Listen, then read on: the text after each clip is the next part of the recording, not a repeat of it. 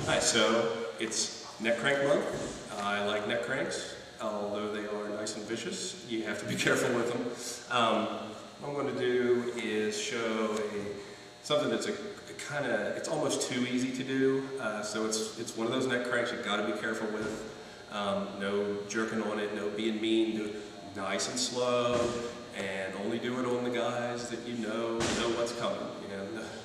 It's like heel hooking a noob. Don't heel hook noobs. Don't neck crank noobs either. So this is one, I think it's fairly old school. It's from if you've taken somebody's back and you've got them flattened out. So we'll have Ted here. This is Ted. We'll have Ted and flatten out like I've taken his back. Yeah, I've got a back ride on him. That's what I'm shooting for. So from here, this is one where I know a lot of people like to have the hooks in, and so they can lift the guy up and lift his hips and take control. I don't do that so much because I have bad ankles and I hate having my feet underneath somebody's weight. So a lot of times I just ride with my feet on the outside. So first step is basically I want my hands in between his. If, like a lot of guys ride with a seat belt, that's fine, that works okay. I like to have both my hands in front. Some guys, do this, they'll have a 2-on-1 and just but you can't really attack from here. So I like to have both hands in the front. It helps control their arms and it opens them up to give you space to work. So I'm just pressing my elbows into him. So first thing, hands in the middle. Pressing my elbows into his elbows or biceps, that gives me space. Next thing I'm doing, I'm going to lift up just so we can see a little better. Taking the blade of my hand in my arm, and I shoot it across his face, right into this jawline area where his cheekbone is. He's locking it in right there. I turn it as far as I can, and then I'm going to dismount off to one side and do a sit out. Up here.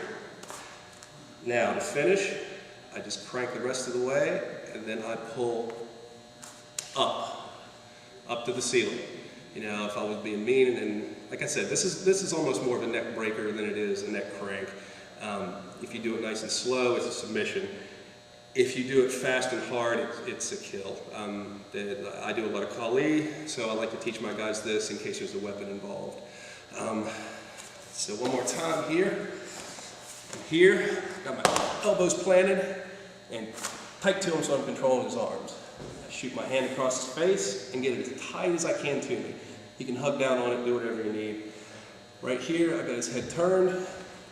I sit off and sit out, get my hands together, and then I crank up.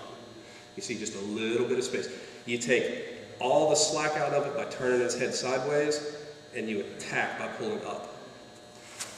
So, hands in, tight to the elbows, cross face tight, sit out, crank, and lift. It's the lift that gets it. It's the lift that gets it. It's like I said, you're taking all the slack out by turning his head sideways. Once that slack's gone, there's no room for it to move up. If I had his chin, I could sit there and just pull his chin all day long. You do it like camel clutch kind of thing, and it's not going to hurt him that much. It may suck, but it's not going to hurt him. That is going to do damage. So that's that. That's neck crank for the month.